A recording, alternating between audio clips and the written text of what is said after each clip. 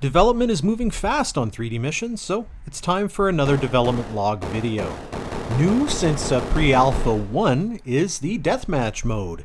It's in and it works with up to 4 players. Again, I don't have anyone here to test it with, so here's just some footage of me screwing around.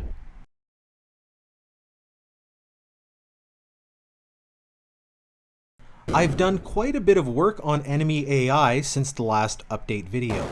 Let's check out pre-alpha 1.2 here. This is a couple days ago. The enemies are more or less like Terminators. They come straight at you. As long as you're visible and within their firing range, they're going to shoot you or shoot at you until you're dead. And they're pretty darn accurate. Let's compare that to the behavior in pre-alpha 1.4. Enemies will still chase at you until you're visible and within their firing range, but their firing range has actually been increased dramatically. What has changed here is that enemies will only shoot at you a few times before they return to chasing, and there's a cooldown there.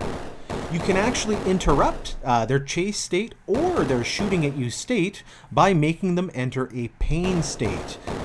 Whether or not an enemy enters a pain state is determined by a number of factors. It varies depending upon the bullet type, upon the enemy type, and depending upon where you hit the enemy. Different areas can have different pain chances and different state lengths and different pain animations.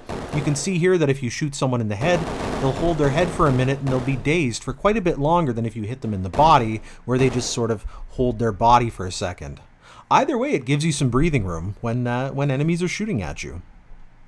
If I grab the red key here in pre-alpha 1.2, there's really no feedback at all. The key disappears, but that's it. In pre-alpha 1.4, we now have a universal message box up in the top left-hand corner of the HUD, which tells you that you picked up the key.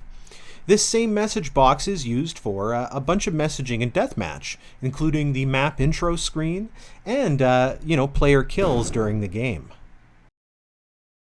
I've also made some changes to how the aiming system works. If you look here in pre-alpha 1.2, there is some bizarre behavior when you look straight up or straight down that actually prevents you from being able to shoot. In pre-alpha 1.4, that behavior has been removed, and the gun more closely matches the proper twist angle that it would be in someone's wrist. I've also added some interesting new firing behavior to the pistol.